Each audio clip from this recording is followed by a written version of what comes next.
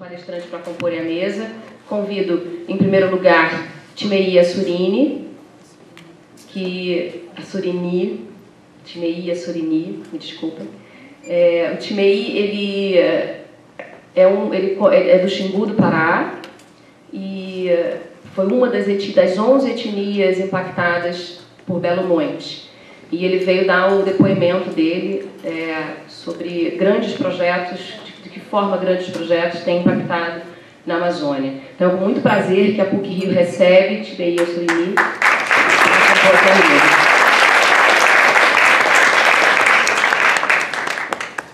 Eu convido também Maureen Santos.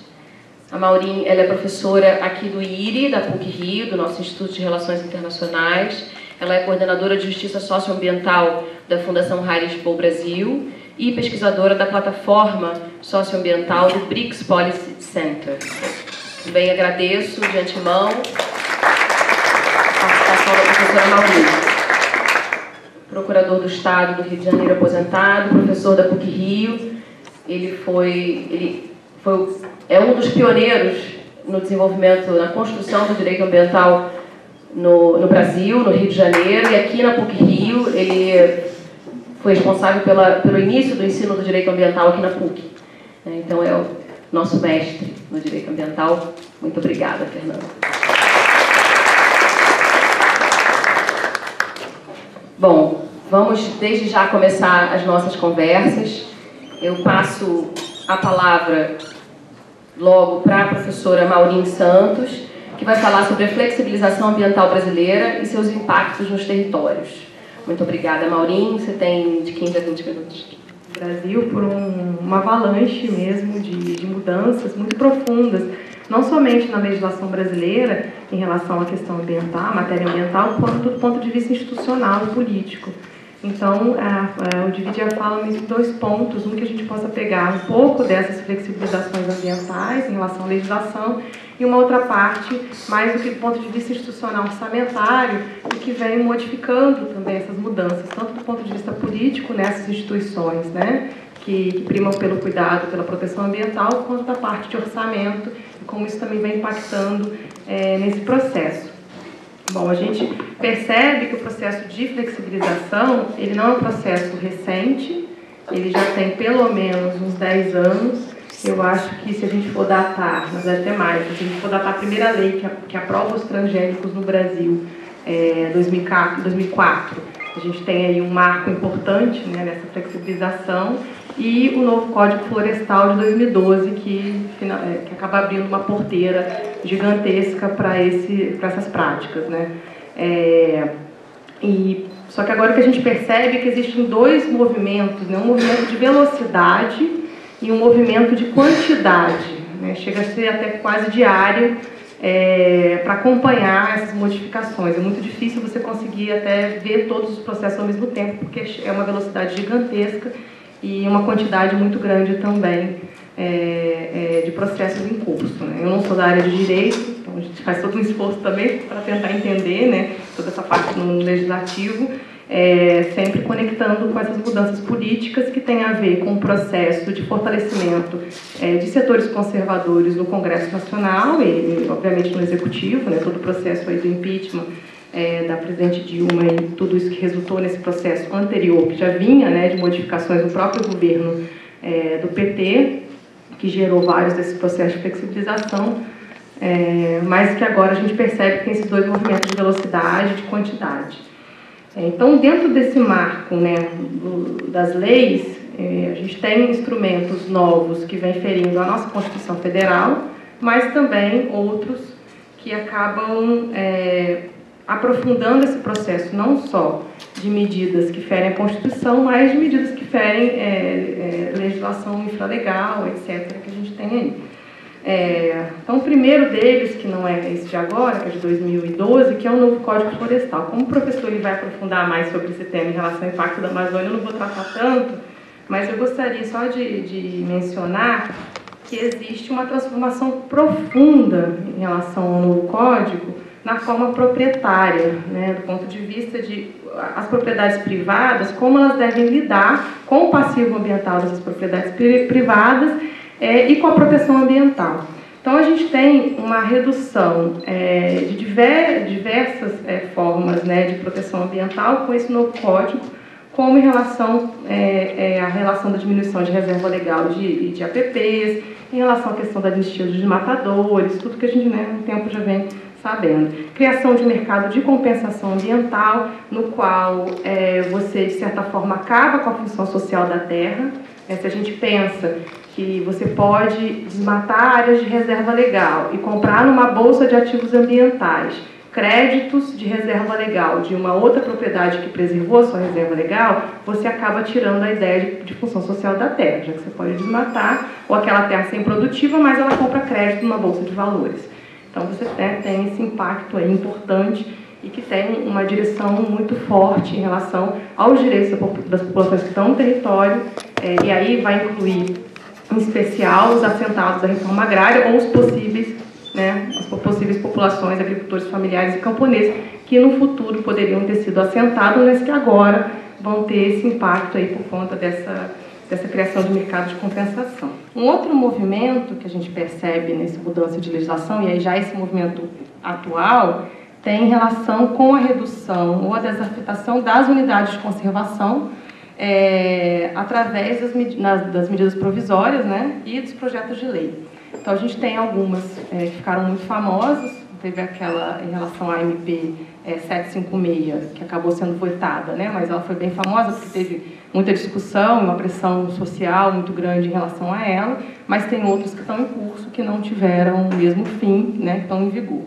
E aí o companheiro Suri vai falar, né, sobre a questão das hidrelétricas. A gente percebe claramente que alguns processos anteriores, né, de redução ou desafetação dessas unidades de conservação, eles acabaram barrando, afetando não só a questão da demarcação da terra indígena, como viabilizando a instalação de grandes hidrelétricas na Amazônia, né? Então, esse processo é um processo anterior, mas que tem uma conexão muito grande com essa velocidade que está acontecendo agora.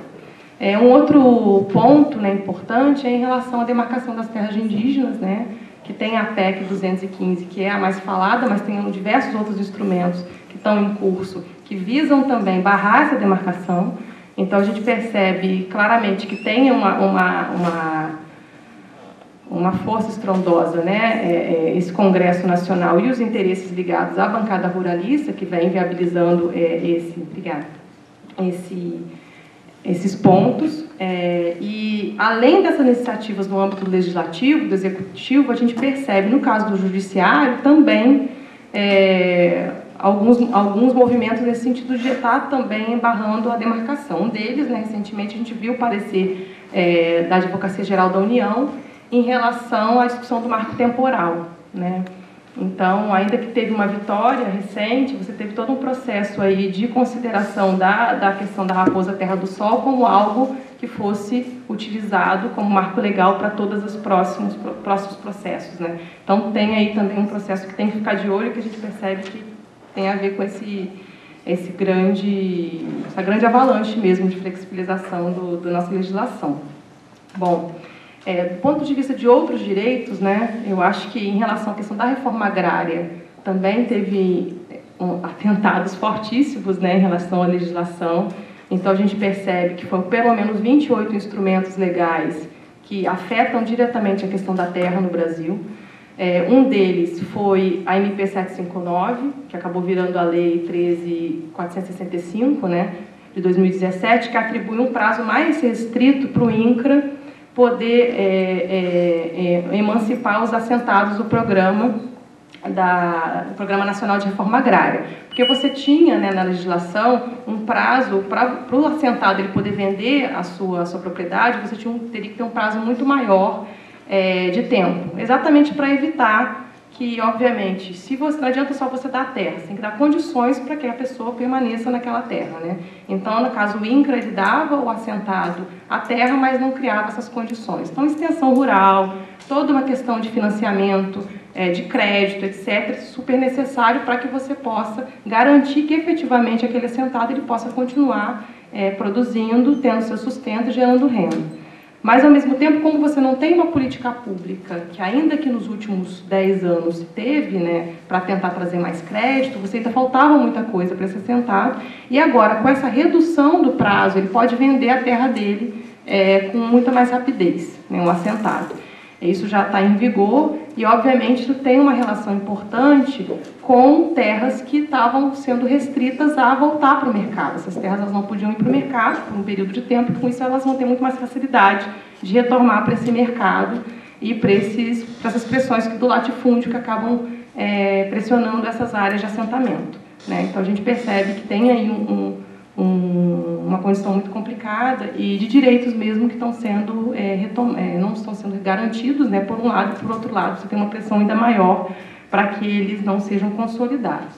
A gente tem também outras flexibilizações que eu acho que a gente vem escutando muito, né, no sentido da lei, as leis relacionadas, os projetos de leis relacionados à questão do licenciamento ambiental.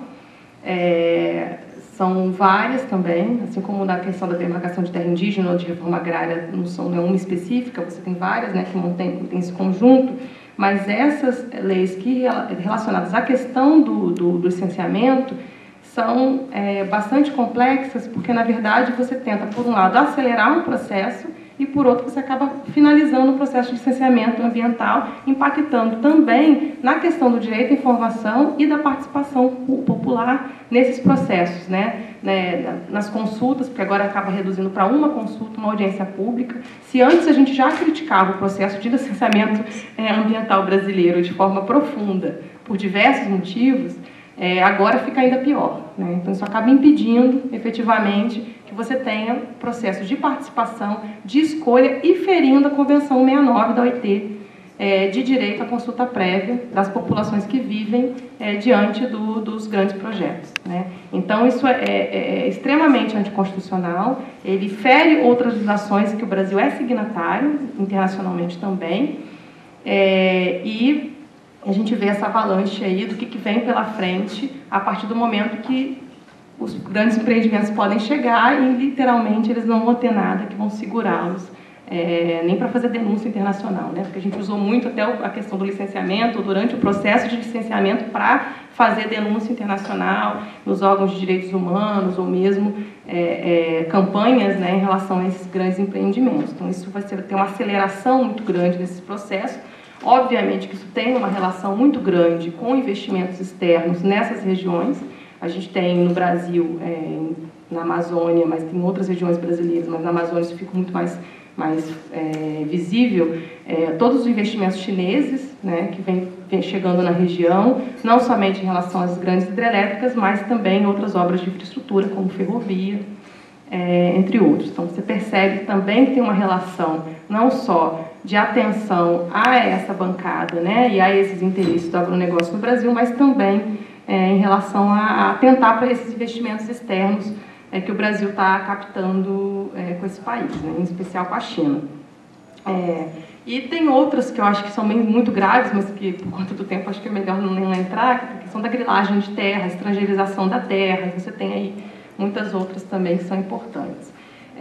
Do ponto de vista mais institucional orçamentário, ou institucional financeiro, teve esse corte gigantesco, né, esse ano no orçamento federal, no orçamento da União, para além da paralisação, né, dos 20 anos, né, o absurdo que isso vai implicar para outras áreas, não só dessa discussão da flexibilização ambiental, mas em áreas como educação, saúde, etc., que a gente já vem vivendo. Mas esse corte no orçamento de 42 bilhões, né, o que isso impactou em relação aos ministérios, em especial o Ministério do Meio Ambiente e suas unidades que cuidam da questão ambiental. Então, se a gente pega aí a FUNAR, o IBAMA, o ICMBio, o Serviço Florestal Brasileiro, a Agência Nacional das Águas, o Fundo Nacional de Meio Ambiente, etc., a gente percebe que você teve, né, o corte do orçamento do Ministério do Meio Ambiente foi cerca de 1/3 do orçamento, sendo que se o orçamento do Ministério do Meio Ambiente, 49% é para a parte de infraestrutura e pagamento de salário, você sobra 51% para esses gastos dessas unidades ligadas à ação que elas têm em relação à fiscalização, monitoramento, garantia de direitos e da proteção ambiental. Então, acaba que dos 51%, esse 1/3 não é cortado no pessoal, ele é cortado do ponto dessas ações, né? Então, a gente tem só no, diversos desses órgãos, e aí o IBAMA é um dos órgãos que a gente percebe agora, né? Várias, a dificuldade mesmo relacionada à questão da fiscalização e uma relação muito presente, né, com a criminalização dos movimentos sociais nesses territórios e também os assassinatos, né, de lideranças de populações e povos tradicionais. Então, isso está muito, se a gente pega o mapa de corte no orçamento, de redução de capacidade pessoal e de onde está acontecendo essas violências, né, em relação com a grilagem de terra e a relação do aumento dos conflitos também nessas áreas onde você teve uma redução realmente de fiscalização e potencialidade mesmo. Então, isso é muito, muito forte, né?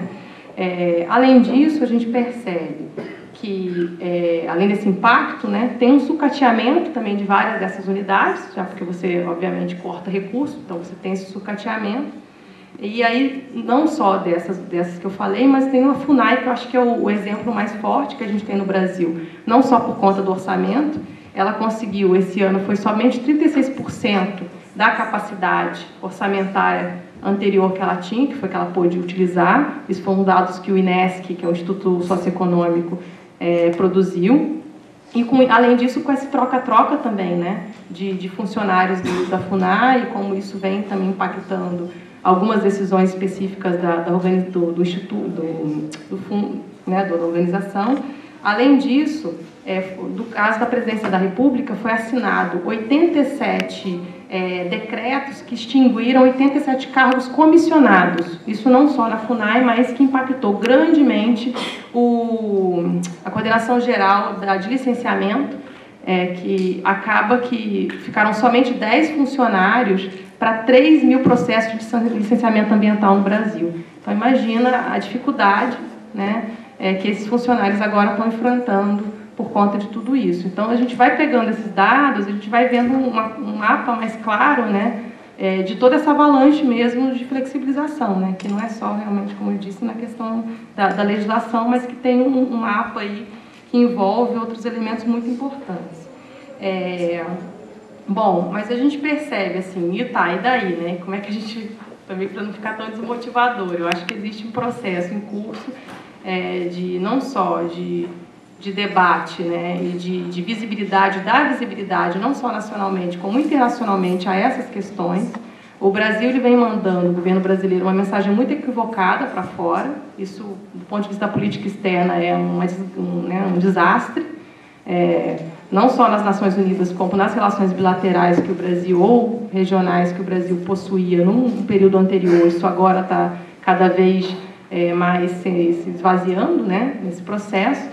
E isso a gente percebeu claramente com essas últimas mudanças. Acho que a vitória da RENCA, né, no caso da RENCA ou da MP 756, trouxe a demonstração de que sim, é possível você, com mobilização, com denúncia, criando visibilidade para essas questões, de tentar, de alguma forma, reverter um pouco esse quadro tão tenebroso que está acontecendo agora, né? Então, eu acho que é super importante esse espaço que o CNIMA está fazendo de debate para a gente poder também, né, tá aclarando um pouco mais esses pontos e vendo também formas de como denunciar e como falar sobre isso, né, dar visibilidade.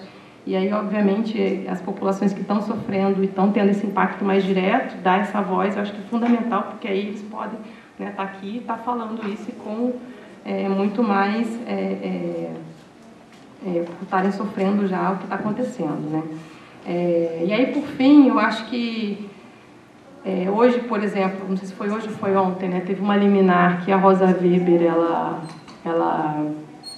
entrou, né, ela suspendeu em liminar uma portaria sobre o trabalho escravo, que tinha a ver também com essa questão da flexibilização, né, dos direitos socioambientais, que impactam aí. Então, acho que a gente tem alguns mecanismos que o Ministério Público entrou com várias ações de constitucionalidade.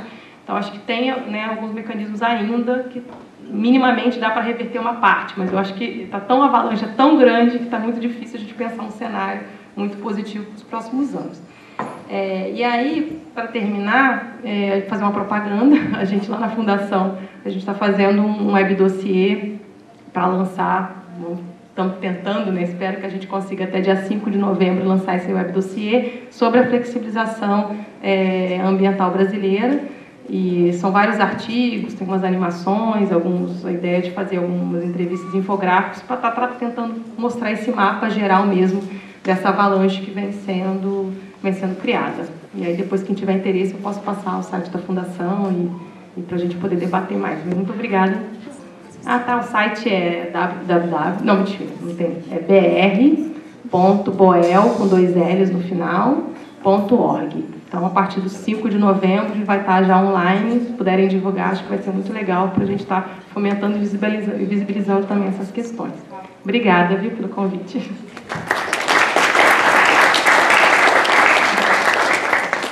Maurinho, muito obrigada. Eu acho que você fez um mapa, né, em muito pouco tempo, mas conseguiu fazer um mapa bastante completo das principais questões, né, que ameaçam os direitos socioambientais no Brasil hoje. E para completar a propaganda que você fez, independentemente da publicação desse como é que você chama? Web dossiê, o site da Fundação Red Bull já tem muito material muito interessante, tem vários e-books, não é isso? E, enfim, sobre vários assuntos relacionados à economia e meio ambiente, negociação, enfim, tem uma série de... o próprio Código Florestal, alguns aspectos já sobre retrocesso. Então, eu acho que vale muito a pena a consulta desde já, né, antes mesmo da publicação do web dossiê. Agradeço muito a sua fala. E passo, desde já, a palavra para o professor Fernando Valcárcer, que vai falar sobre o Código Florestal, né, os impactos principais do Código Florestal na Amazônia. Boa tarde a todas e a todos. Obrigado, professora Daniele. Eu queria dizer da minha satisfação de participar desse evento, do meu orgulho de pertencer à PUC, que é capaz de organizar um acontecimento tão importante como esse que a gente está vivenciando agora. O meu tema é o Código Florestal, o novo Código Florestal, né, e alguns dos retrocessos que ele promove. Essa expressão que a professora Maurinho usou muito elegantemente de a flexibilização da legislação ambiental brasileira, eu acho assim que, na verdade, o que a gente vive, e não é de hoje, e não é desse governo, né, é um desmonte, é um verdadeiro desmonte da legislação ambiental brasileira, né, uma legislação que custou muito ao país construir, né. Eu lembro assim que o Brasil, durante, na verdade, toda a construção do direito ambiental no mundo, que começa nos anos 70, o Brasil demora muito para entrar nele, né, na medida em que o discurso da ditadura era de horror, essa questão ambiental, era um desenvolvimento econômico a qualquer custo, então ela via essa questão ambiental como uma enorme ameaça ao desenvolvimento do país. Então, na medida em que o país vai saindo da ditadura e começa a se redemocratizar, que o Brasil constrói uma legislação ambiental que acaba sendo paradigma para o resto do mundo, né? A nossa lei da ação civil pública, por exemplo, que deu voz, deu acesso à justiça às organizações sociais, até hoje, é uma lei de 1985, que até hoje ela espanta, né, juristas de outros países, quando é apresentada tal a sua generosidade no enfrentamento dessa questão. A Lei da Política Nacional do Meio Ambiente, que é de 1981, e depois da Constituição de 88, foi expurgada ainda de alguns resíduos autoritários que havia em seu texto. A Constituição de 88, não precisa nem falar dela, né, mas até hoje, ela vai completar no ano que vem 30 anos, ela dedicou à proteção do meio ambiente um capítulo inteiro, que até hoje se mantém milagrosamente íntegro e que foi copiado por inúmeras nações ao longo dessas últimas décadas. Né? A questão do estudo de impacto ambiental, enfim, da lei de crimes ambientais, são inúmeros exemplos dessa legislação que o país vinha produzindo. E eu concordo inteiramente com a professora quando ela situa, no ano de 2004, 2005, o início de um retrocesso, né, que é com a lei da da Política Nacional de Biossegurança, né, que teve contestada a constitucionalidade de diversos de seus artigos, em questão que ainda hoje não foi decidida pelo Supremo Tribunal Federal, que abriram as portas do país aos organismos geneticamente modificados, passando por cima do princípio da precaução, né, e dos cuidados que se deveria ter. E desde então, de 2005 para cá, os estudiosos do direito ambiental identificam, né, claramente um retrocesso na nossa legislação. É muito comum a gente abrir o jornal e ler que declarações das chamadas classes produtoras, né, inúmeras, no sentido de que o Brasil tem que mudar a sua legislação ambiental na medida em que ela atrapalha o desenvolvimento do país, né? Ora, ela não atrapalha nada, né? Então se diz, não, os processos de licenciamento ambiental não andam, então temos que acabar com o licenciamento ambiental. Esse é um projeto, a professora já o mencionou, que está pronto para entrar na pauta da Câmara. Eu tenho a impressão que assim que o Congresso Nacional decidir sobre o afastamento ou não do presidente Temer, esse assunto vai ser discutido. É um projeto, a palavra mais próxima que eu encontro para descrevê-lo é tenebroso, né? Porque simplesmente ele cuida com o licenciamento ambiental no Brasil a partir de agora, a partir do momento em que esse projeto foi aprovado. Eu acho que não for aprovado, eu acho que não, a gente não pode ter muita esperança de que ele não seja aprovado, na medida em que estamos assistindo diariamente, não é, a essas manifestações de força dessas bancadas reacionárias que hoje dominam o Congresso Nacional.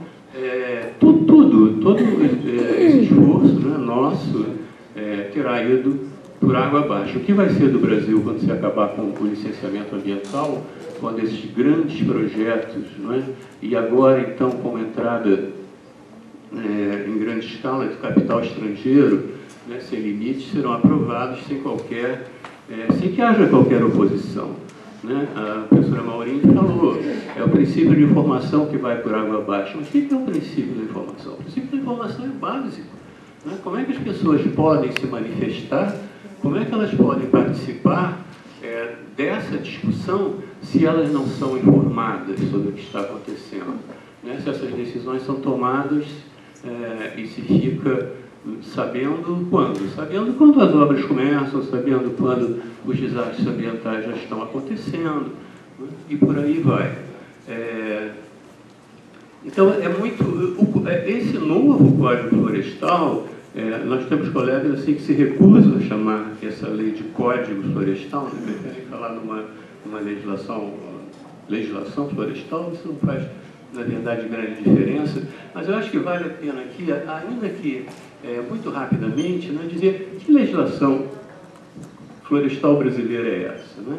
Então, o primeiro Código Florestal brasileiro, ele foi editado há quase 100 anos, ele é de 1934, e ele já definia alguns tipos de cobertura vegetal, que ele considerava de conservação perene.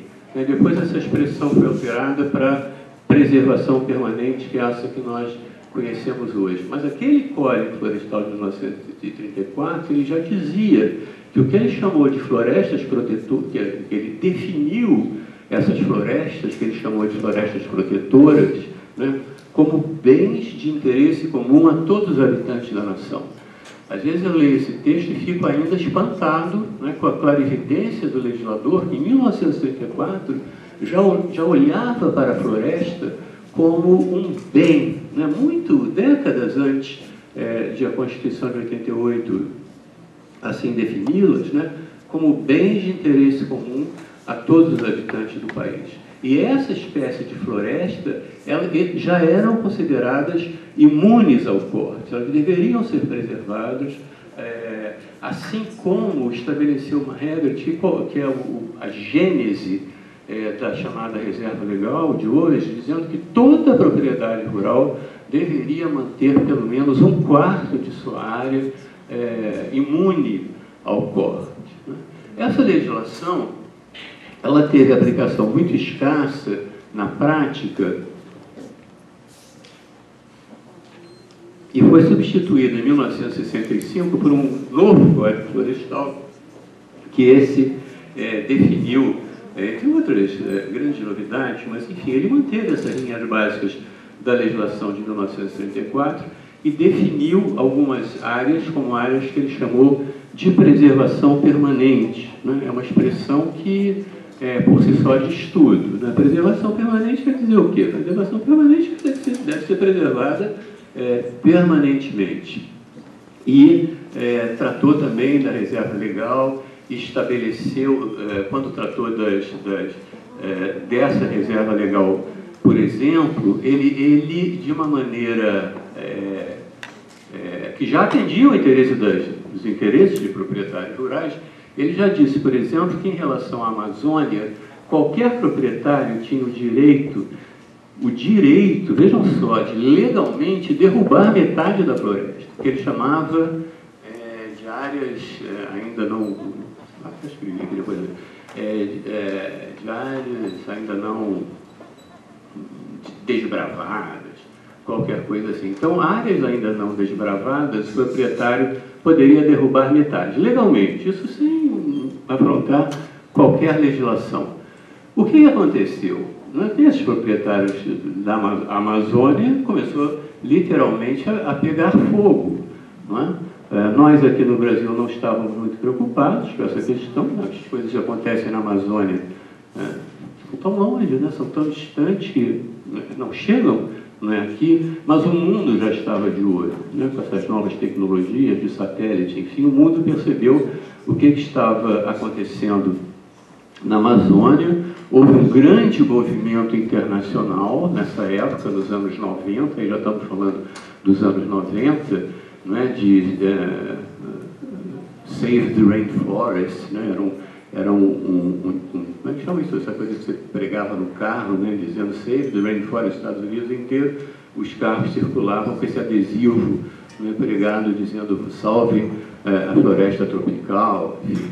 E o governo Fernando Henrique, nessa época, sensível, né, a essa pressão toda, resolveu que na Amazônia esse limite de 50% que os proprietários poderiam legalmente derrubar fosse reduzido para apenas 20%.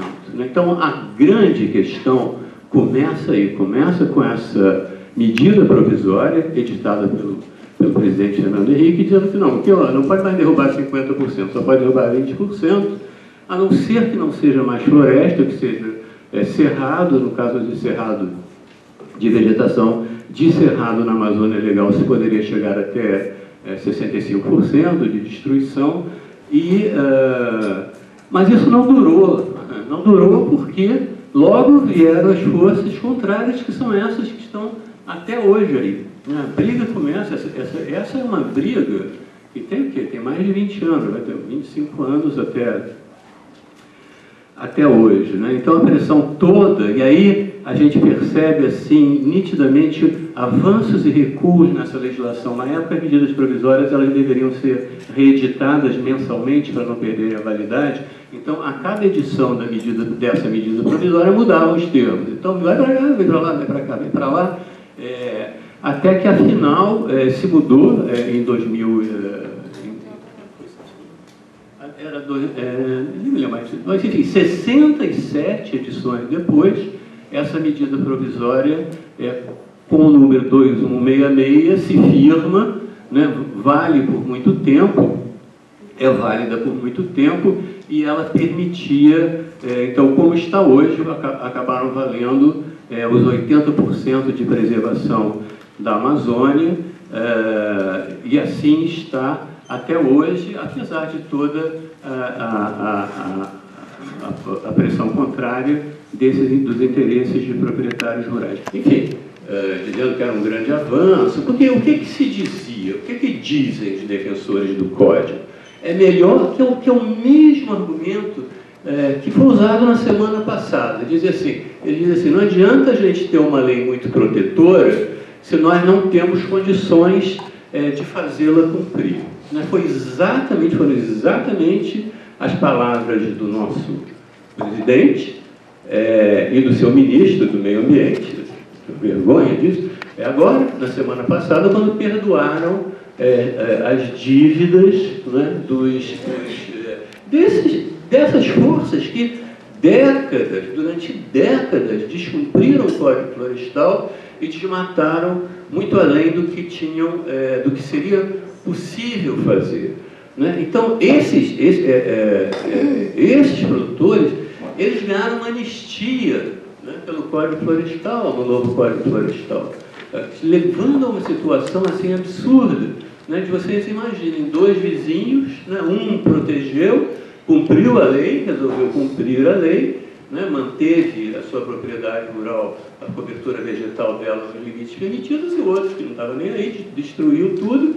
E esse que cumpriu a lei, né, agora percebe que foi um idiota, né, porque o companheiro dele, vizinho dele, está lá rindo à toa, né, porque ganhou uma anistia, né, foram anistiados todos os desmatamentos irregulares que aconteceram até 2008. Nem se sabe direito por que escolheu essa data de 2008, né, parece que foi porque foi o decreto, né, que regulamentou as infrações administrativas, mas seja como for, não tem o menor sentido, né? Assim como não tem o menor sentido esse discurso dessa semana, dizendo que, não, vamos perdoar as multas, 60% das multas, porque os proprietários agora vão regenerar as terras. Quem garante que vão regenerar? Nunca regeneraram. Nunca. E uma coisa é uma coisa, outra coisa é outra coisa. A Constituição brasileira, né, nós estamos aqui na mesa com uma especialista nisso, a Constituição brasileira diz o seguinte, responsabiliza o causador do dano ambiental em 3 esferas. Né? Ele responde criminalmente através da Lei de Crimes Ambientais, que foi uma dessas leis que o Brasil aprovou nos anos 90 e que hoje jamais passaria no Congresso Nacional. Ele é responsabilizado administrativamente e, por isso, as multas, né? E, diz a Constituição, tem que reparar o dano ambiental. Então, esse argumento de que, mas eles não pagam as multas, sabe, não pagam as multas, mas por que não pagam as multas? Né? É porque, exatamente como lembrou a professora agora, que nós desmontamos também, e esse é um processo que não vem de hoje, o nosso aparato. A FUNAI, foi falado aqui na FUNAI, meu Deus, a FUNAI sempre foi, né, um órgão de terceira linha. Quando é que a FUNAI teve força aqui no Brasil? Nunca. Mas agora foi reduzido em, sei lá, quanto? 50%? Né? 60%? Sei lá, então já era um órgão fraco, né? Assim como são fracos os órgãos de proteção do patrimônio cultural, enfim, e que estão sendo agora criminosamente, né, o pouco que havia, né, está sendo desmontado agora. Mas essa anistia não foi provavelmente não foi nem a pior das mazelas desse novo Código Ambiental. Eu vou só citar, porque o meu tempo já deve estar acabando, mas no que diz respeito assim, especificamente à Amazônia, né, que é o tema aqui do nosso encontro, ele possibilitou, por exemplo, que os proprietários rurais compensem as áreas de preservação permanente no cálculo da reserva legal. Então, se eles têm que preservar os tais 20% da reserva legal, eles podem somar legalmente também, não, mas aqui passou o rio, então tem a faixa marginal de proteção, então somam a vegetação de encostas, enfim, até que chegue, né, a reserva legal. Que é alguma coisa que também sempre funcionou muito mal aqui no Brasil, né? Outra também, outro crime, né, que eu acho que esse novo Código Florestal comete, né? Ele possibilita que legaliza atividades econômicas em alguma coisa no espaço, em territórios que ele chamou de áreas rurais consolidadas. Áreas rurais consolidadas são exatamente as áreas antigamente ocupadas por florestas, derrubadas ilegalmente e que se transformaram em áreas rurais. E que agora ganharam essa força. Aquele vizinho que eu falei agora, aquele vizinho que plantou soja, criou boi, fez sei lá o que na terra dele, né, agora a lei considerou aquilo como área rural área rural consolidada. A agricultura de várzea, né, na Amazônia, a SBC, a Sociedade Brasileira para o Progresso da Ciência, e a Associação Brasileira de Ciência, na época em que se discutia no Congresso Nacional esse novo Código Florestal, foram enfáticas, né, na condenação dos termos em que a nova lei fala em áreas de preservação permanente, que o Código Florestal antigo, por exemplo, ele falava que ele dizia o seguinte: as chamadas matas ciliares, aquelas que existem, que devem existir ao longo do rio, elas devem, a percentagem vai variar de acordo com o tamanho do rio, a dimensão do rio, etc. Mas diz o seguinte: a gente começa a contar a área de preservação permanente às margens do rio a partir do ponto mais alto que aquele rio, que aquela corrente atinge nas enchentes ordinárias. E agora não, e agora isso mudou, né, para ser no meio do rio, né, a partir do meio do rio, que ele chama de borda da calha do leito regular, como se os rios tivessem, né, leitos regulares. A possibilidade de compensação de reserva legal fora da bacia hidrográfica também é outro escândalo, né? A possibilidade de que se usem espécies exóticas, frutíferas, né, em reserva legal, a confusão que se faz entre reserva legal e áreas de preservação permanente, a ocupação dos manguezais e dos chamados apicões e salgados, né, que deveriam... Hoje a gente sabe que em boa parte dos manguezais está degradado, mas o que esse Código Florestal devia fazer? Né? Devia trabalhar na recuperação de manguezais degradados e não na sua consolidação, na possibilidade, inclusive na Amazônia especificamente, podendo chegar, né, até 10%. Os manguezais podem abrigar atividades econômicas, né? Foram chamadas áreas de uso ecologicamente sustentável. Se acabou com a proteção das margens de lagos e lagoas, não se levou em consideração as especificidades da Amazônia, né? E das várzea inundáveis da Amazônia e da possibilidade de agricultura por populações tradicionais, por populações ribeirinhas, foram todos tratados da mesma maneira. Não se respeitaram nesse caso não se respeitou no caso da Amazônia a Convenção de Ramsar, né, que protege áreas úmidas do mundo inteiro e que são patrimônio, né, da nação. Então, enquanto o mundo inteiro hoje, né, está preocupado com preservação de biodiversidade, com preservação de recursos hídricos, isso é que eu acho que é o mais grave, né, graças ao poder, né, que esse Congresso, dominado por latifundiários e seus, não ia dizer capangas, mas não sabia, os seus financiados, né, do Congresso Nacional, eles conseguem, né, cometer esse atentado. Então, aquilo que o Brasil tem de mais precioso, né, é o patrimônio maior que nós temos, que é alguma coisa que pertence às gerações futuras, né, está sendo dilapidado agora debaixo dos nossos olhos, que são a biodiversidade e a riqueza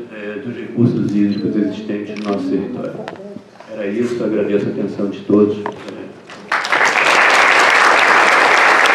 Eu sempre gosto muito de ouvir, é sempre muito bom. Eu estava pensando nisso, 2017, tem mais de 20 anos, mas enfim, quase 20 anos. Eu não vou fazer nenhum comentário agora, porque eu já tive aqui a minha orelha puxada por conta do adiantado da hora, então eu vou passar imediatamente a palavra para a Timeia Surini. Fique à vontade, por favor, para fazer suas colocações, e mais uma vez, obrigada pela sua disponibilidade. Jane Karuka, né? Gerera Timeia.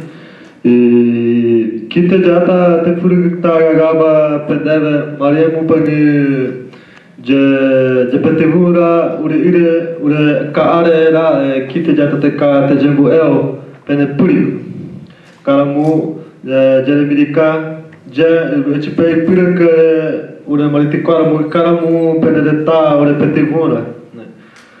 Então, boa tarde a todos, né? Meu nome é Timinha Surini, sou da região de Altamira, né? Pará, onde se encontra a grande empresa Belo Monte, né? Todo mundo sabe, né? Então, primeiramente, eu queria agradecer, né, ao nosso criador, né, Janeiro Vetter, e a vocês, né, por me convidar, e a Carla, que está desde o início me acompanhando, né, escrevendo os projetos comigo, né, me apoiando, né. Bom, primeiro, né, eu saí de lá com a missão, né. Por que eu saí de lá, né? Para quê, né?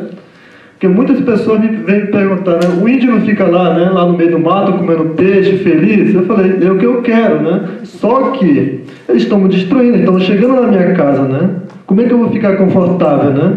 Eu acordei aqui, ó, com trator, carro, derrubando aqui a árvore aqui perto da minha mata, no meu jardim, né? Como é que eu vou ficar, né? Não tem ninguém, né, atuando assim na nossa área, né, dos Araueté, dos Paracanã, né, que são do Médio Xingu, né? E ele fala, cadê essas organizações? Cadê a FUNAI, né? Eu só volto a pergunta, você espera ganhar alguma coisa do governo, né? Não, né? Então a mesma coisa, né? Na época do contato, né, na época do CPI, né, a gente foi quase exterminado, né, por CPI, né? Chegando a número de 52 pessoas, né? E hoje somos em número de 250 ou 300 pessoas, né? Um número pequeno, né?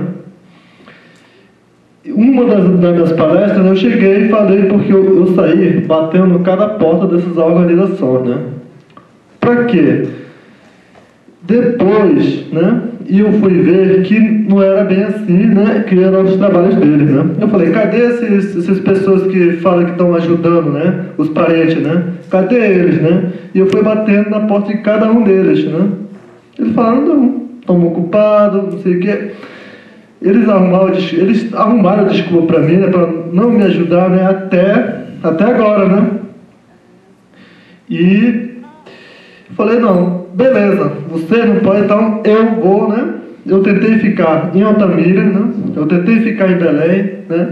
Paraense é muito ignorante para as culturas indígenas, né? E onde rola muito dinheiro, rola muita corrupção, né? Então, é uma palavra que eu gosto de usar, né? Nem todo índio é povo da floresta, né? Nem todo índio é... Não, nem todo índio é povo da floresta, nem todo não indígena é povo da floresta, né? Por quê? Vocês estão aqui, né, lutando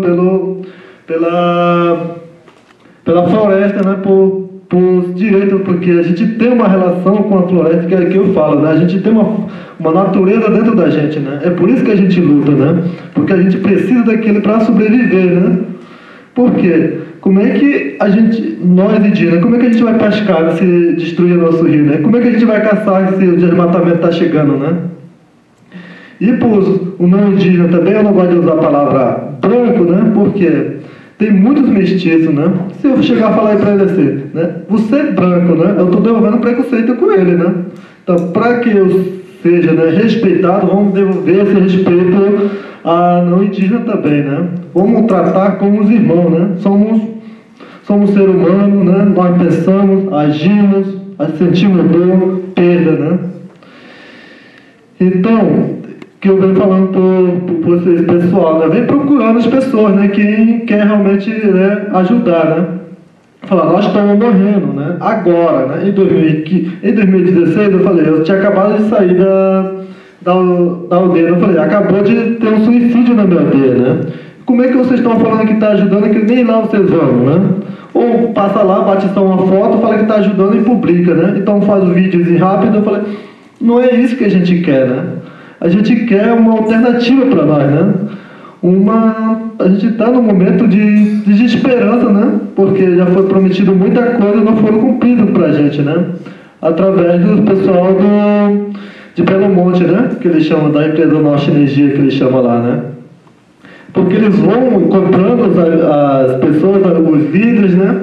Com vadeira, com Hilux, né? E acaba que eles sentem, né? Só que o pessoal da comunidade, né? O meu povo tem apenas 40 anos de contato, né? E a gente não sabe o que está chegando, né? E hoje, né, que eu venho aqui no Rio de Janeiro, né? Eu vejo a diferença, né? Muito grande para parar aqui para o Sudeste, né? Aqui, Sudeste.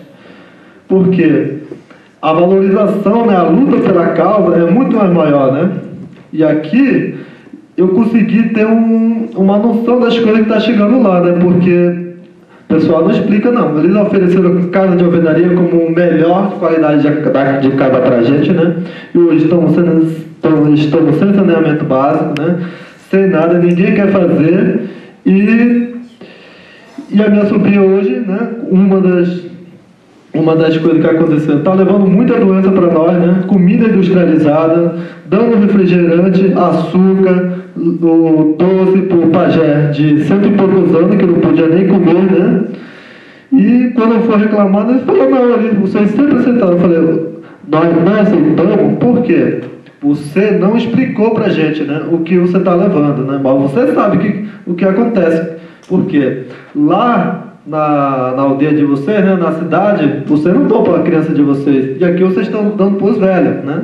Vocês estão matando eles. Eu sei disso agora, né? E uma das coisas que eu falo assim é pegar índio, né?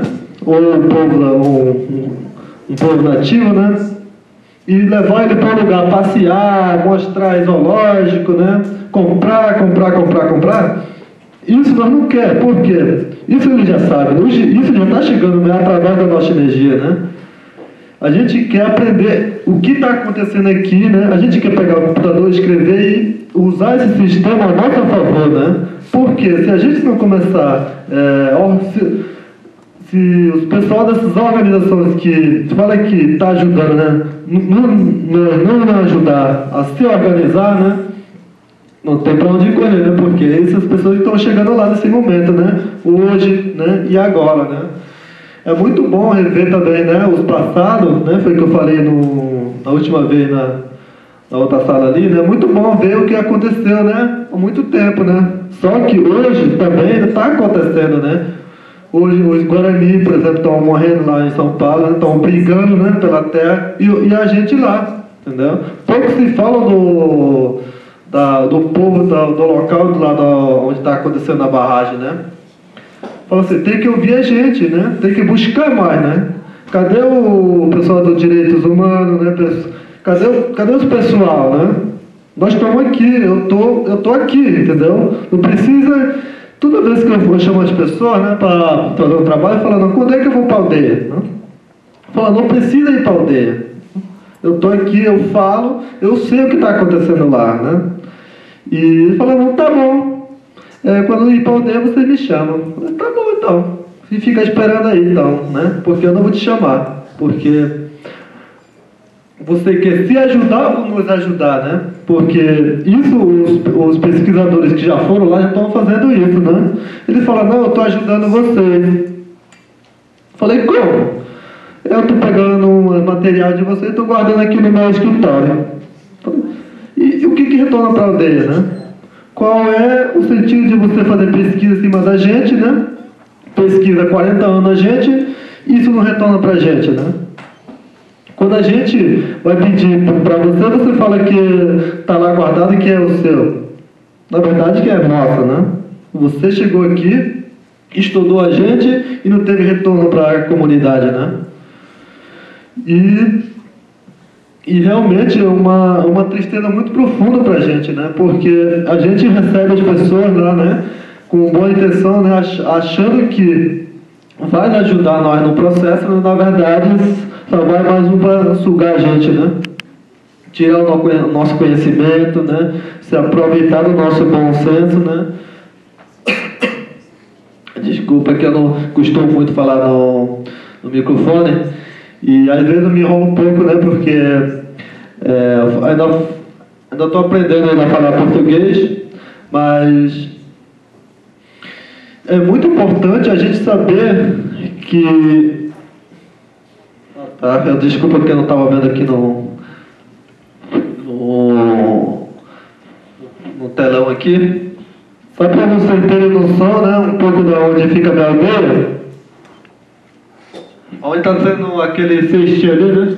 Aldeia Quatinema, né? Esse é o nome da minha aldeia, né? O Parque do Xingu, que eles tanto falam, né? Fica aqui no Mato Grosso, né? Onde a Globo foca, né?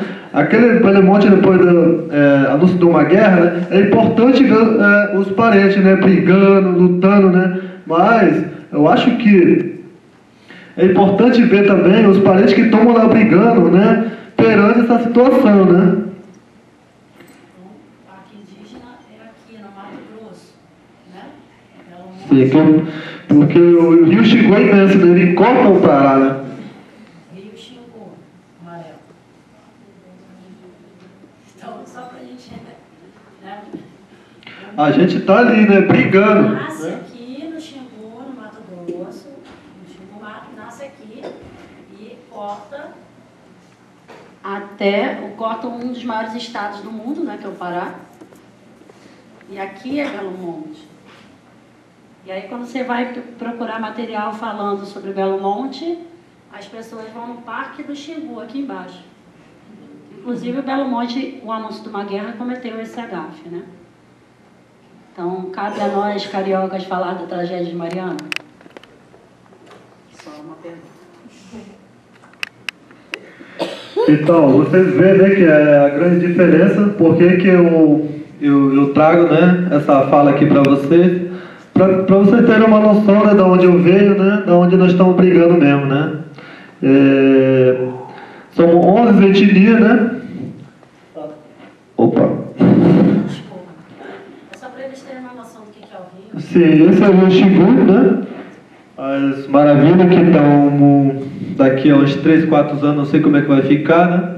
Que estão se perdendo, né? Que muitos peixes, animais, né? Que precisam, né? Desse rio em equilíbrio, né? Para reproduzir, né? Não vai ter mais, né? Os tracajá, por exemplo, né? Precisa da praia, não vai ter mais, né? É só pra gente... Os peixes. A gente ilustrar aqui, ó. Aqui é a volta grande, tá? Não tem essa volta grande aqui, tá vendo? Que é onde eles falam que vai ter a maior concentração de água, né, para a usina. Então, aqui é um foco dela, tá? Essa área aqui alagou, e essa área aqui, que é onde estão os araras e os jurunas, secou. E é onde já perdemos mais de 40 toneladas de peixe. Chegou a sair, o IBAMA deu uma multada, mas a questão é a gente vai para essa multa, né? Então, fica o SUS falando mal lavado.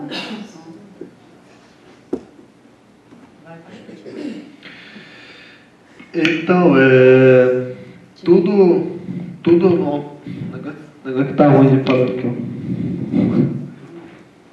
Então, esse é o nosso rio sagrado, né, onde o desmatamento está se aproximando muito, né, uma grande preocupação nossa, né, porque a terra ainda é imensa, né, mas os pessoal, né, do lado que a nossa terra, a gente não está vendo, né, eles estão se aproximando, né, eu acho que tem cerca de 48 quilômetros, né, em linha reta, né, assim, que eu acabei de ver, né, pelo negócio da FUNAI lá. Isso nessa casa FUNAI ajuda em alguma coisa, né? É porque se a gente não lutar, né, pelo nosso direito, né, se a gente não se unir realmente, né, fazer essa troca acontecer, né, nós estamos perdidos, né? Porque a Amazônia ainda resta uma grande, né, riqueza, né, mineral, né, em madeira, né, tudo está ali, né? E se a gente não acordar antes e não unir nesse momento, né, eu acho que o Brasil está em crise hoje, acho que porque a gente não pensa muito no próximo, né? Só pensa em si mesmo, né? Na verdade, nem em si, né? Porque está destruindo si mesmo, né? Só para a gente ilustrar, isso aqui é onde eles foram achados, tá? Os surinis, eles não foram encontrados na beira do Xingu, eles foram encontrados no afluente Piaçaba, que é onde a mineradora também está de olho, porque eu não sei porquê, né? As zonas sagradas sempre tem minérios, né? É incrível, né, essa relação. Não sei porquê, né? Enfim. E aí, só pra gente ter uma noção que é diferente do Xingu, né? Então, o Xingu tem vários Xingus dentro dele, né? Então, esse aqui é a terra sagrada, onde eles foram encontrados, né? E aí entraram com as imagens de Jesus, né? E aí tiraram eles, que viviam nômades espalhados pelo território, e confinaram, né? Como fizeram no Parque Indígena do Xangô, né? E confinaram, só que numa etnia só, né? Que viviam dispersas, né, por clãs, e confinaram ali em frente ao Xangô. Aqui é só uma passada rápida, né? Eu acho que é importante perceber também, né, que as culturas nativas dos povos, né, é importante, né, para nós, né, na verdade, para o ser humano, né, porque quando eu cheguei aqui no Rio de Janeiro, um que me inspirou muito, né, esse pessoal que trabalha com permacultura, né, agroecologia, né, que se inspira muito no trabalho indígena, né, dos aborígenes, né. Falei, não, é isso que a gente precisa, né. Por quê? O que está chegando lá é televisão, né, carro, como eu falei, né. Fala, cara, o que a gente ganha com isso, né? O que a gente está alimentando, né? O meu irmão ligou para mim e falou, cara, a gente está ganhando carro. Eu falei, cara, para com isso, a gente não está ganhando nada, entendeu? Vocês não estão ganhando nada, vocês estão perdendo, né, a nossa cultura, né? Trocando uma coisa que daqui a pouco vai acabar, né? Porque a nossa cultura, o nosso conhecimento vem ancestral, né? E uma das partes dela é esse ritual aí, né? Esses conhecimentos femininos, né, das mulheres, dos homens, né? A cestaria, esse todo conhecimento, né, é muito importante para aquele grupo, né? Se a gente não preservar, que eu falei para os pesquisadores, né, que ela falou assim, eu estou ajudando vocês a manter. Eu falei, a sorte de estava a minha mãe e a mãe do meu primo, né? Pergunta para as duas aí como é que está a aldeia, né? Como é que está o poço de cerâmica. Ela falou, não dá mais para tirar. Eu falei, ó, tá vendo? Você não está ajudando, você está se ajudando, né? É outra coisa. Quando é que você vai ajudar realmente, né? A gente está precisando de ajuda. Pessoa para explorar a gente não falta lá em Belo Monte, né? Tem muito. Já basta já, né? E aí, só para, assim, que eu acho que é uma questão nossa também, né? Ela respondeu assim para ele, né? Levando em consideração que ele é um indígena de 40 anos de contato e não conhece a academia. Mas assim, essa frase doeu, principalmente para mim que sou caraí, né?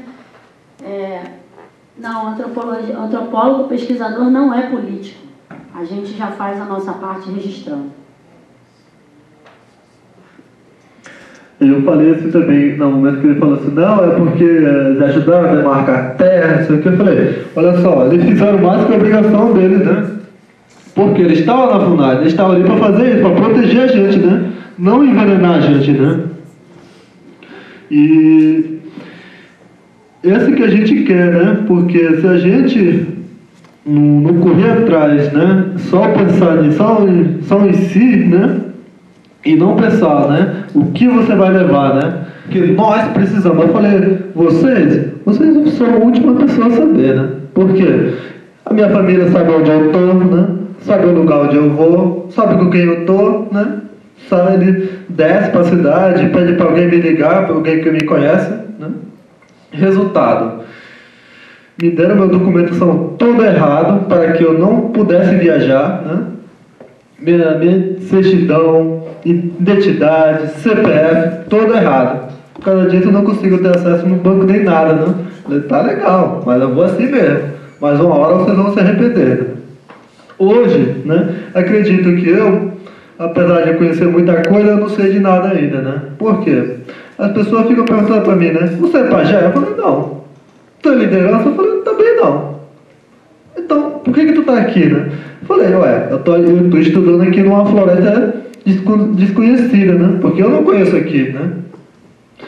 E quando eu voltar para a aldeia, né? Aí é que eu vou ver, né? O que eu aprendi e o que eu não aprendi, né? O que eu preciso, o que eu não preciso, né? Porque nesse mundo de caraí, né? De não indígena, é uma faca de dois gumes, né? Ou tu se perde nela, ou tu usa esse teu conhecimento a seu favor, né? Porque muitos que estão acontecendo hoje em dia, né? perante essa situação, né, porque rola muito dinheiro, né, o pessoal da Norte Energia, ele fala, não, a gente dá 10, 20 mil reais para você ficar calado, né, para tirar o pessoal daí para guardar lá na aldeia lá, né. Então, desce só os líderes, né, e a gente que não fica sabendo de nada, né, e de repente aparece um monte de pessoas lá na aldeia, né. Durante 2 anos e meio, né, o pessoal trabalhador de obra, né, atuaram na comunidade, né, levando trator, levando cimento, fazendo obra, era barulho de maquita de 6 às 7 a 8 da noite, né? Então, a gente não fica com aquele sossego mais na aldeia, né? Antes de isso acontecendo, a gente acordava, né? E ouvia o barulho dos bichos. Hoje não se ouve, né? Apesar de nós ficar 8 horas, né, da cidade mais próxima do que fica na nossa aldeia, né? Mas, infelizmente, esses pessoal interferiram muito na nossa cultura também, né? O nosso ritual, que é principal do povo Assurini, já não aconteceu já há 3 anos, né? Por interferência, né? Porque tu não tem mais aquela intimidade de ficar, né, na aldeia, né? Porque vai muitas pessoas aqui que vocês não querem aqui na casa de vocês, na visita de vocês, né? Porque já pensou, né? Todo mundo lá pelado, né? No meio da selva, né? E o pessoal lá trabalhando, né? E as mulheres ficam passando, né? Porque eles andam, né? Eles não podem ficar presos dentro da casa, né? A gente tem uma liberdade, né, na floresta, né? Só que entrando essas pessoas lá, acaba interferindo, né? Então, resultado, a gente começando a colocar roupa, né? E depois ele falou, não, vocês não são índios, né? Por quê? Porque vocês estão usando roupa. Eu falei assim, isso não é... Isso não faz a gente deixar de quem nós somos, né? Porque eu sempre falo, eu posso aprender, eu posso me formar na faculdade, mas eu sou Assurini. Por quê? Ninguém vai mudar meu coração, nem meu sangue, né? Eu não vou perder meu idioma, né? Então, apesar de eu posso falar outra língua, não sei o que mais, eu sou Assurini, né? E se você colocar uma roupa chinesa, você vai virar chinês? Fala, não, então é a mesma coisa, né? Na verdade, eles estão fazendo isso com a gente, né? Para valorizar a gente e depois tirar a gente da nossa terra, né? Porque a nossa terra já não é tão grande, mas dá para sobreviver, né? Mas só que o desmatamento está chegando, né? E não tem ninguém, como eu falei, não tem ninguém ajudando mesmo a gente, né? E eu tô aqui com a cara, né? Com a minha cara, com a minha parceira, começamos e no início, hoje a gente está, né? Hoje a comunidade já está sabendo, já está começando a crítica, só que já estão em terceira aldeia, né? Por causa desse conflito eterno que o Belo Monte levou, né? Para a minha aldeia, né? Porque criou uma política que a gente não sabe lidar, né? Porque a gente não lidava com o nosso problema eterno da comunidade, né? Agora, um problema de corrupção, né? De ganhar mais dinheiro, não sei o que, a gente não sabe, né? Porque não faz parte da nossa cultura, né? E cabe esses antropólogos, né, pesquisadores, orientar, né? Porque isso que seria realmente uma troca, né? Porque eu acredito que ninguém faz uma roça tão grande sozinho, né? E nem planta sozinho, né? É um coletivo, né? A gente é uma semente, né? A gente cresce, né? Faz uma família e depois chega o nosso ciclo, né? Igual a planta, você planta, ele cresce, você cuida, né? Você colhe a planta, depois essa planta morre, né? A gente não é diferente, a gente é tudo igual, né? Apesar de nós conviver em lugares diferentes, né? E falar idioma diferente também, né? Então, só para vocês terem noção mais ou menos das coisas que estão acontecendo lá, né? Fala que não dá pra... A introdução descontrolada de alimentos industrializados, eu não sei até que ponto vocês têm conhecimento, a Nestlé e a Coca-Cola possuem balsas. Essa é a grande diferencial deles, inclusive no marketing, né? Da logística, né? Então, assim, eles chegam em qualquer lugar, muito mais do que o governo, né? Então, um abandono parcial, né? Isso aqui é um panorama geral, né, do ISA, né? É um relatório do ISA, eles são muito bons em relatórios, né? Um aumento e aí a conclusão, né, de 127% de desnutrição infantil, né? Isso aí já deve estar defasado, né? Já deve ser bem maior. Isso daí não é nada assim, né, tô vendo de perto, né? Porque a gente se manifestou lá em frente, onde estava fazendo mesmo, né? E tu vê que essa foto aí, assim, tá lindo perto, assim, né? Porque no meio do mato, os peixes, tu vê os peixes assim, ó, boiando assim, porque cria um poço, né? E aquela água ruim, assim, suja, né? Que não dá nem para tomar banho, nem para se lavar, né? Que tem os peixes que tu vê assim, ó, boiando, morrendo, né? Alguém já viu o vazamento, quando tem vazamento aqui na Lagoa do Rodrigo de Freitas? É bem semelhante, só que é no Xingu, né, cara? Você não espera isso no Xingu, né? Enfim.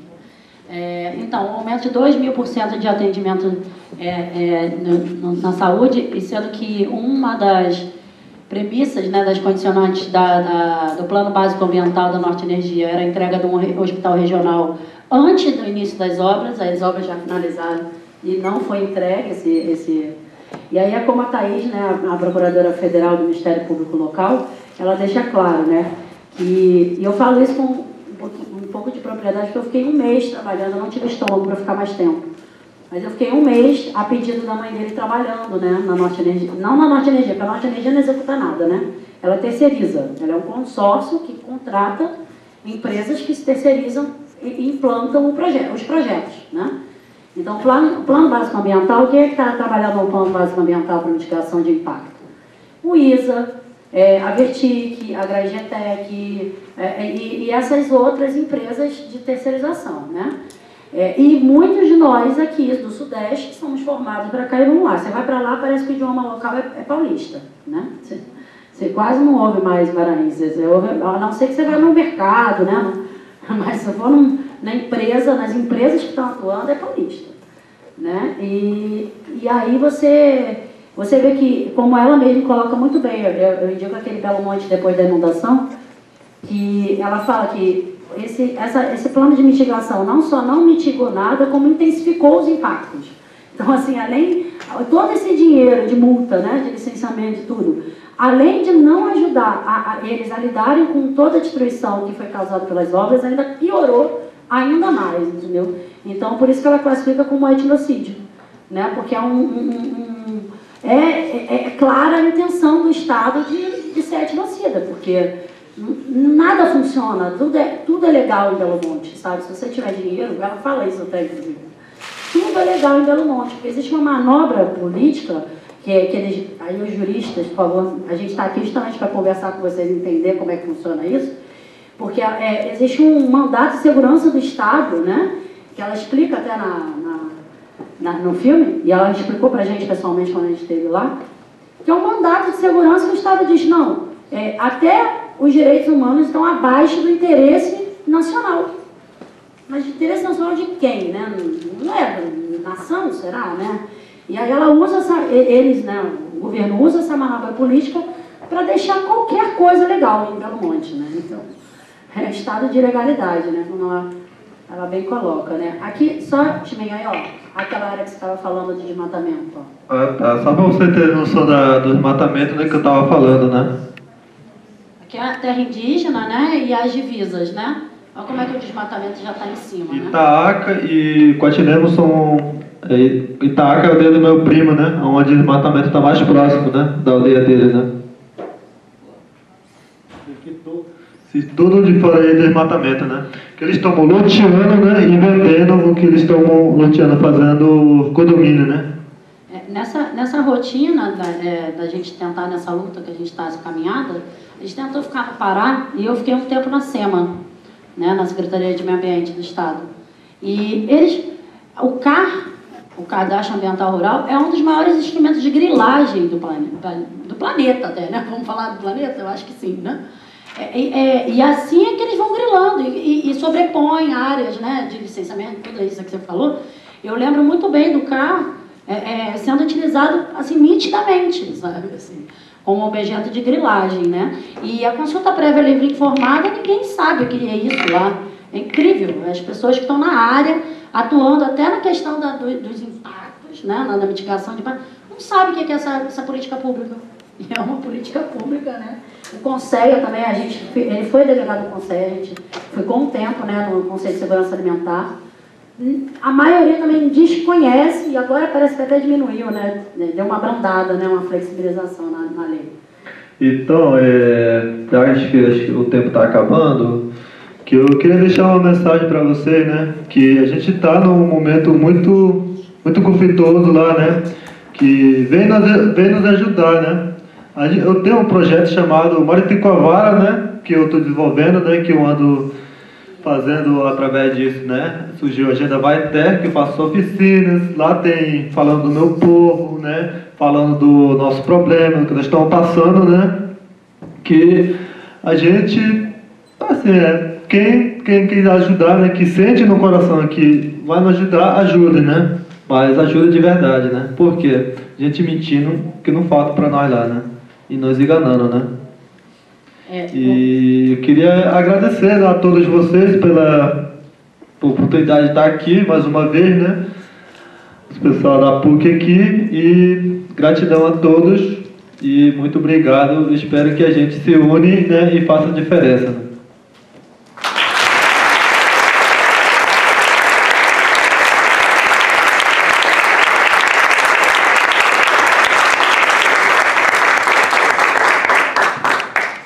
Direito, discutindo o dever ser, e essa conexão com a realidade é fundamental, e muitas vezes ela é perdida, né?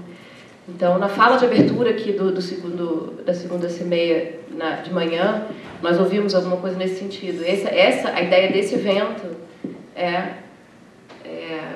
conversar, é ouvir, não falar é falar com, né, e refletir sobre essas questões. E, nesse sentido, nada mais rico e importante do que essa oportunidade de te ouvir.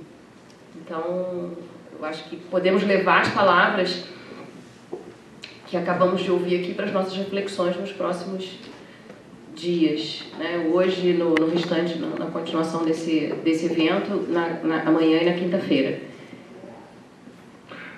Só rapidinho aqui, só para você ter noção, né? Lá na aldeia, 8 horas, né? Sim, floresta, só floresta, mata virgem, e você vê essa casa lá na aldeia. Isso aí é uma unidade básica de saúde, no hospital, para instrumentalização do parto, enquanto a gente aqui está lutando por parto humanizado. Que não respeita a imagem do rio, né? Essa casa vai cair ao tempo. É um hospital para 400 pessoas. Aqui também é uma escola para 400 pessoas, numa etnia que tem 250 indígenas. Não existe nenhum tipo de escoamento de lixo hospitalar. Eu trabalhei nessa área do plano básico ambiental, então te digo que não há interesse em implantar. Eu fiz o projeto junto com eles e eles ficavam na parte de fazer o projeto e não tinha execução, entendeu? E aí assinava como se já tivesse sido executado. Foi por isso que eu saí. Opa! Bom, aí as casas de alvenaria falam isso. Tudo foi com o horário aqui. Só para você ter uma noção, né, um pouco que tem aí, né? Das casas de alvenaria e de tudo que eu comentei. Né? Aqui como era Altamira antigamente. Aqui a obra, né? Só para a gente ilustrar um pouquinho, né, do que a gente está falando. A obra. Aqui é uma ilha que eles aportavam em frente à Altamira, que eles queimaram toda a ilha, dizendo que era por uma questão de supressão vegetal, né, para não apodrecer. No meio do caminho desistiram, e não precisa queimar. Aí depois que eu fui ver que era porque quando os índios iam protestar, era nessa ilha que a gente ficava. Eles ficavam nessa ilha, eu cheguei a comer aqui com eles, eu cheguei a ficar um tempo nessa ilha. Então, e eles não gostavam de ficar na casa do índio, eu vou mostrar a casa do índio, pra vocês entenderem por que eles não gostavam de ficar. E aí eles ficavam nessa ilha. E aí era uma forma também de desarticulação, né? Ó, aqui é a Altamira como está agora, né? A orla. Aquela orla. Aqui a foto da Ilha Queimada, né? Isso daí era tudo mato, tá, pessoal? Aqui era assim, né?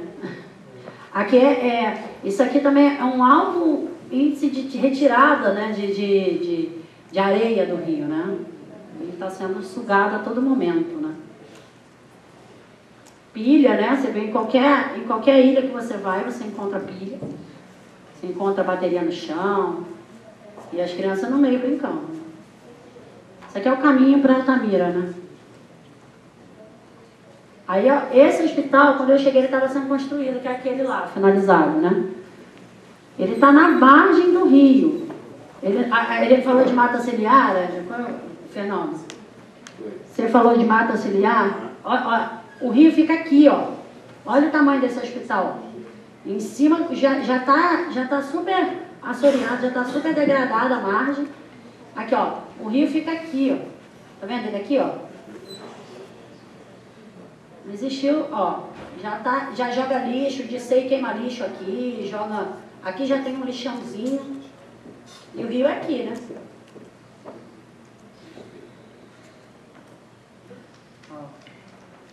Ó. Tudo feito pela cavadeira da Norte Energia. Tá vendo o rio aqui,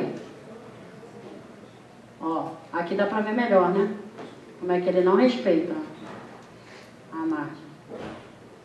Ó, e fora a queimada, né? Queima toda hora, né? À beira do rio. Para ajudar a cair mais rápido, né? Então aí o ônibus, né? Do monte. Aqui, ó. Retirada para fazer a orla. Essa orla agora tá toda cimentada, né? Toda... No primeiro em Altamira todo mundo se conhecia, né? Hoje a gente não se conhece mais, né? Nem Altamira é assim mesmo. E aqui é a parte bonita do rio, que é um pouquinho distante. Você pega a voadeira, sai um pouquinho, a gente toma banho aqui. Ainda, né? Até virar a Lagoa Rodrigo de Freitas. Opa! Aí, ó, já cimentando a orla, né? Aqui, ó, tá falando do SEI, né? Aqui a gente quase apanhou para bater essa foto, né? As seguranças saíram já. A saúde, na verdade, parece mais um lixo, chiqueiro, né? Eles acham que nós somos um bicho, né? Coloca a gente um em cima do outro lá dentro, né? Eles não limpam. Aqui é um lugar para se tratar a saúde, ó. Se nem aqui tem saneamento básico, né? A ilha, ó, a visão da ilha, ó. Aqui foi queimada, aqui não, tá vendo? Parece até aquele gráficozinho do destruindo. Da Dom Helder, eu parabenizar pelo evento, a mesa conselheira pela professora Daniele, além de inspirar o caráter interdisciplinar, nós que lecionamos direito ambiental para a principal confrontação que nós temos cotidianamente, que é a eficácia desse direito ambiental. Mas a temática que eu gostaria de propor, justamente na linha do professor Alcácer, em relação ao Código Florestal, inclusive um ponto que vários ocultam, né, vários ruralistas ocultam, que as áreas de APP e de reserva legal não são tributadas. Não sei se os senhores sabem, mas essas áreas não são tributárias. Ou seja, quando eles dizem que estão perdendo dinheiro, não estão. Nem ITR eles pagam em cima dessa área. Mas um ponto que eu gostaria de colocar e provocar a mesa é em relação às unidades de conservação. Há uma diretriz normativa pela própria Constituição de quando vai haver desapropriação, essa desapropriação tem que ser feita pelo valor do bem, ou seja, por quanto ele vale na estrutura de mercado que é ferida em linha pericial. Entretanto, quando nós atuamos nos processos, nós vemos que a sociedade está sendo lesada de duas formas. Primeiro, há uma resistência gigantesca dos proprietários quando a unidade de conservação é constituída, criada. Segundo, há uma exasperação dos valores. Os senhores não têm ideia de como ficam proprietários almejando que seja declarada que a propriedade dele está dentro de uma unidade de conservação. Porque o preço sobe 3, 4, 5 vezes por baixo. Triplo. Em outras palavras, nós temos áreas, como no Parque da Canastra, em Minas Gerais, que o valor da terra antes era na faixa, por exemplo, de 100.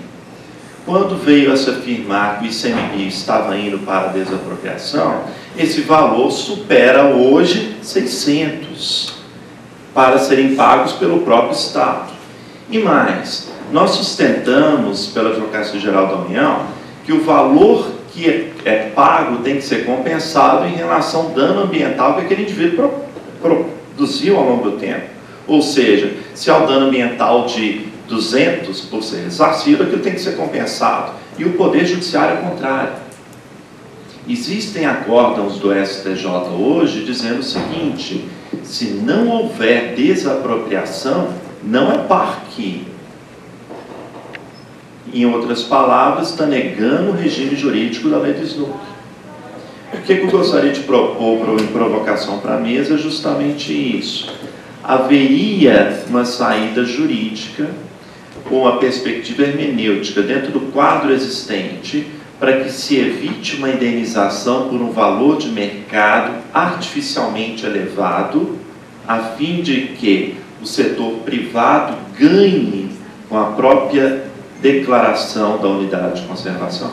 Daqueles parques estaduais criados ali na região da Serra do Mar nos anos 80 ainda, são indenizações que chegam a bilhões de dólares, né? Se valendo assim de toda uma série de corrupção mesmo, seja de fiscais, de avaliadores, do próprio judiciário, às vezes procuradores do Estado que não atuaram com o empenho que deveriam ter.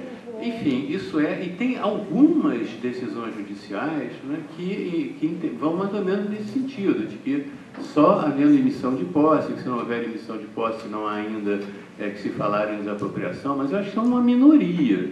Né? A maior parte das decisões, lamentavelmente, do Poder Judiciário, que a gente sabe, né, que com algumas raras exceções, está do lado do capital mesmo, né, está do lado desses proprietários. Como sair disso, eu sinceramente não tenho resposta assim para você. Não sei, eu acho que o Estado de São Paulo, e eu conheço alguns procuradores que trabalharam anos, dedicaram uma boa parte da sua vida na correta defesa do Estado nessas ações de apropriação direta, mas infelizmente nós não temos nenhum aqui que poderiam dizer como é que foi essa experiência dele. O que eu sei é que foi lamentável, né? O que eu sei é que o Poder Judiciário se coloca, via de regra, do lado dos proprietários, enfim. A gente pode depois continuar essa conversa, mas eu acho que foge um pouco. Né? Da vegetação, do valor da vegetação na área a ser indenizada. E nisso nós temos já, e aí um lado talvez menos pessimista, menos ruim, um conjunto bastante numeroso de julgados do STJ, e aí você até me corrige, eu até fiz uma pesquisa há bastante tempo sobre isso, agora não atualizei, então não sei exatamente mais recente como é que está, mas excluindo do cálculo da indenização a vegetação de preservação permanente dessas áreas. Mudou o STF, né? O STJ estava seguindo uma linha, então, no sentido de não reconhecer essa inclusão dessa vegetação como passível de como um bem pudesse ter valor econômico, né? Então seria o valor da terra nua. Já o STF pacificou. Na época que eu pesquisei, não tinham 2 ou 3 julgados que falavam sobre isso. Pelo visto, consolidou um entendimento nesse sentido. Como que a gente trata da responsabilização desses proprietários diante dessa complexidade das estruturas societárias hoje no Brasil? Né? Porque essas usinas de Belo Monte, a de Teles Pires, de geral, são usinas com uma complexidade assim, societária muito bizarra. Se você vai olhar os quadros de quem possui o quê, você vê que tem dinheiro do BNDES, tem dinheiro da Previ, que é um fundo, tem dinheiro, enfim, de uma série de empresas que você não sabe quem responsabilizar, porque cada uma tem tantos por cento, né? Então, a minha pergunta vai nesse sentido, porque, como o professor mesmo falou, não é desse governo que a gente está vivendo essa flexibilização, né? É importante lembrar que Belo Monte é uma iniciativa de empreendimento do governo Dilma. Então, assim, entra governo, sai governo, e esses empresários, esses proprietários, que a gente nunca sabe o nome, nunca sabe quem são eles, estão escondidos do debate, estão invisibilizados, né? E a gente aqui discutindo várias coisas, mas a gente não sabe quem são essas pessoas, né? Então, minha pergunta vai nesse sentido, como que é a legislação para responsabilizar diante dessa complexidade toda? A responsabilização. Na esfera civil, da responsabilidade pelos danos ambientais, nós ainda na prática estamos longe, de conseguir uma implementação adequada, mas a própria legislação, e aí isso vai muito na linha do que o professor Fernando falou, do início do processo de desenvolvimento, de evolução, a gente viveu uma evolução e agora uma involução, né? Mas no processo de transformação, de aperfeiçoamento da legislação ambiental, um dos ganhos foi no âmbito da responsabilização civil. E essa ampla e restrita possibilidade de responsabilização civil de todos aqueles que tiverem alguma ligação com o dano causado. Então, com a possibilidade de desconsideração da personalidade jurídica, com o conceito de poluidor que é amplíssimo, que envolve o poluidor direto e o poluidor indireto, com a previsão da solidariedade, que significa que é possível identificar desse conjunto amplo de responsáveis, e chamar esse para reparar o dano na sua totalidade. E essa solidariedade, ela existe desde o Código Civil de 16, ela era aplicada com base no Código Civil de 16, né, e reforçada agora com o Código Civil de 2002. Então, nós temos mecanismos jurídicos para facilitar, digamos assim, ou para tentar fugir dessa complexidade. E esses mecanismos existem, toda a transformação da responsabilidade civil aplicada à danosidade ambiental, ela se deu justamente em função dessas dificuldades. Agora, na prática, nós enfrentamos vários problemas, né? Nós temos, por exemplo, uma ação civil pública ambiental relacionada aos danos de Cubatão, que completou 32 anos de idade, que a ação foi proposta, a ação não acaba. Então, de que adianta termos um sistema de responsabilidade civil que se transformou, que melhorou, que evoluiu, se a gente não consegue, na prática, vencer barreiras no judiciário, barreiras de morosidade, outras barreiras que se fazem presentes. Então, essa minha colocação é muito para termos um alento, temos alguma coisa de produtivo enquanto não mudarem, né, a responsabilização civil ambiental, nós ainda podemos afirmar que ela está aqui para nos ajudar, para fazer, né, frente, para tentar equacionar esses problemas que você coloca, Matheus. Mas ainda estamos distantes de uma efetividade. Outra vez, né? O problema não é da legislação. A legislação não podia ter sido mais perfeita, né? A responsabilidade civil ambiental no direito brasileiro, ela é sensacional no sentido de responsabilizar quem quer que tenha alguma parcela de responsabilidade no dano ambiental. Esse, inclusive, é um dos alvos, né, desses projetos de lei que estão atualmente circulando no Congresso Nacional. Eles querem acabar com a possibilidade de se responsabilizar, de considerar poluidor o responsável direto pelo dano. Mas enquanto isso não mudar, esse é o texto da Constituição. Então o problema não é da Constituição, o problema não é das leis, né? O problema é da aplicação na Justiça, né, no âmbito do Poder Judiciário, do que diz essa legislação. O responsável são todos, sabe? Você identificou, você fez qualquer coisa aqui, então você é responsável pelo todo. E depois você corra atrás do prejuízo, né? O credor pode responsabilizar aquele que foi identificado como causador de uma parte, pelo menos, do dano, e depois esse que foi responsabilizado que vai cobrar em ação regressiva dos outros que também queiram ser. Mas essas estruturas que nunca receberam recursos suficientes, que já foram precarizadas, elas são se tornam ainda mais precárias, ainda são mais sucateadas, e aí servem como justificativa para mudar a legislação mais, porque nada funciona. Né? Então, na verdade, é um círculo vicioso, né, e proposital, que, enfim, eu estou muito preocupado com a hora. Então, João, fazer um comentário rápido, por favor, e a gente encerra. Queria agradecer aí a composição da mesa, principalmente a presença do Timei, que eu conheci há um tempo atrás, junto com a Carla, num curso de saberes agroecológicos na permacultura. E principalmente porque essa abordagem tradicional da Amazônia, ela vem se fazendo geralmente como uma coleção de árvores, como se a Amazônia fosse exclusivamente um domínio ambiental, né? E se apagando dessa forma, infelizmente, as diversas populações indígenas, né, e tradicionais que existem nesse lugar. Então, parabenizar a mesa por compor essa questão literalmente como uma questão socioambiental, né?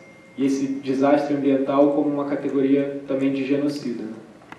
E queria, na verdade, perguntar ao Timei e à Carla como é que são as estruturas que estão sendo pensadas, né, internamente no seu povo para resistir justamente a esse apagamento de cultura e a esse epistemicídio, né? que seria essa outra face canibal do mundo branco, assim, né? De que é apagar justamente todo o registro e a memória cultural do teu povo. E fazer aqui uma salvaguarda aqui, porque eu não posso não fazer, né? Que existe uma boa antropologia também, né? Preocupada também, né? Em dar visibilidade a essas causas, quando ela não é desfalecida de um propósito ridículo de ciência ou de uma aparelhagem política por ela, assim. Então, eu queria que você falasse um pouco mais disso, se der tempo. A gente tá, cara, lutando, né? Sempre. E acabei de falar com minha irmã e com meu irmão, né? No semana passada. Ele falou pra mim, a gente tá muito bom, cara. A gente vai ganhar uns 10 vadeiras, 5 motos, 300 de cabeça de gado. Eu falei, porra, que isso, cara? Entendeu? Que isso? O que a gente tá ganhando? O que vocês estão ganhando com isso, né?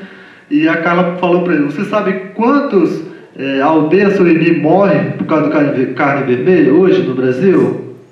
Uns 5, né? Aí começou, eles voltaram de novo, né, pessoal da Nossa Energia, com os blindes, né? Que começa a jogar as coisas, né? Para que a obra continue. A obra continue, não para, né? Então eles vão influenciando eles a cada ano, a cada momento, né, que se passa nessa hora, né, estão sendo influenciados. Ele está resistindo lá, mas mesmo assim, é triste, mas é a realidade que a gente está vivendo lá hoje, né?